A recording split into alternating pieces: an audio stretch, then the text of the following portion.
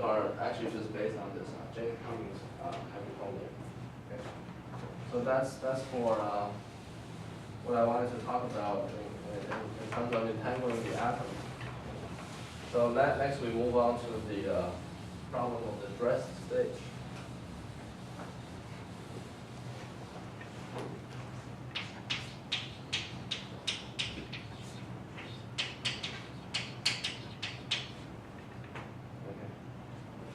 So let's look back into the course and think about what we did in the. Let's think about what we did when we studied the time-independent perturbation theory. In that problem, we also considered something like a two-level system. Okay, that was. I think we did do a problem where we had a quantum well, okay. Something like a quantum well, and then we said, well, let's make it skew. Okay, and then we consider what happens to the first two states, the ground and the first excited state. Right. So essentially, if we look at the James Cummings Hamiltonian from a classical point of view, remember that this all depends on the dipole coupling terms. The dipole coupling, which looked like in the semi-classical Hamiltonian is like E times R star.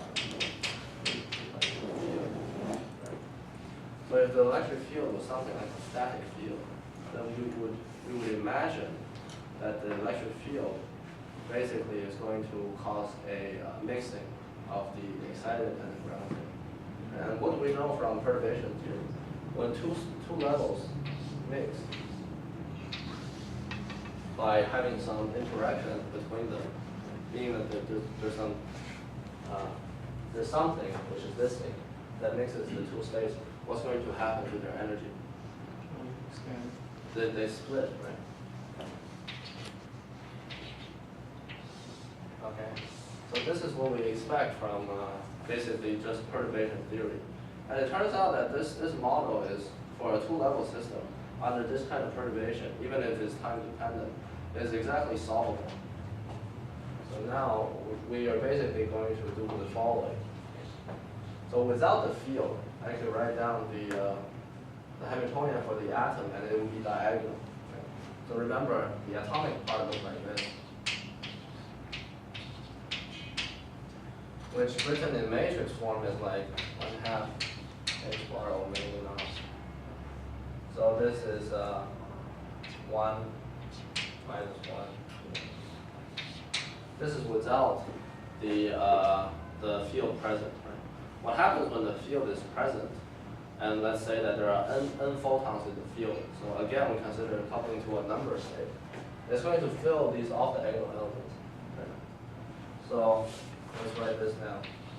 Again, this is one of the states, and this is another state. Okay. So these two states are going to be linked by a 2x2 matrix. And we basically look back at the James Cummings Hamiltonian and write down their energy and the coupling coefficient. So that's this matrix. The Hamiltonian looks like. So over here, we're going to write down the energy in the field and the energy in the atom, which is, and let's consider again let's consider the non-resonant case. So we have n atoms in the field, so this gives you an energy of n h bar omega. And then we have, what is it, some energy in the atom, which is 1/2 h bar omega naught, correct? Of course, over here we have n plus 1 h bar omega minus 1. Okay. And what is the off-diagonal elements? Yes, yes. And they would be like, think about this. It's let's write down the James Cummings Hamiltonian.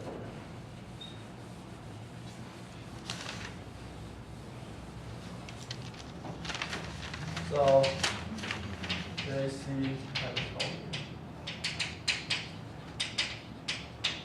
And we had what we've already taken care of.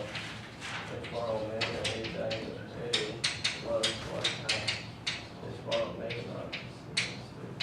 Okay, and then there's plus H bar lambda. Sigma plus A plus sigma minus A dash. Okay. So now we've written these two, and these are the off diagonal. So think about this. This one will give you excited state, ground state. So this is like H bar lambda. Okay. And I put the excited state with n photons on this side. Sigma plus A. Ground state and n plus 1 photons on this side. So this gives me this element. Right.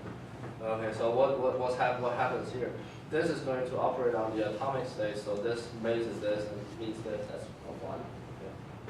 This means this, gives you a square root of n plus 1. Right, so this off diagonal element is what? Lambda H bar lambda square root of n plus 1. Right? Am I writing hard enough now? I guess. Yeah. Okay, so yeah, I'll keep doing this then. And then the other one, okay, we don't need to worry about the other one. Why?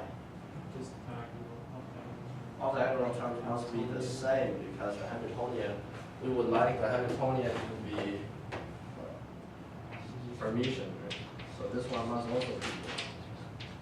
And you can also think about why, right? You see this A dagger to act on n and give you the square root of 1. So that's quite straightforward. Okay. So we have this Hamiltonian, okay? And now we just go on and diagonalize this one onto some new states. And in those new states, the field and the atom are together, a whole thing. Over here, we've considered the atom and the field as separate things. So maybe we take a 5-minute break, and then after we come back, we can continue. So, Professor, I want to use the projector when we come back. So okay. I'm gonna set So it you up. have to just hook it up. This room is not. No, I brought our projector. Oh, okay, you can do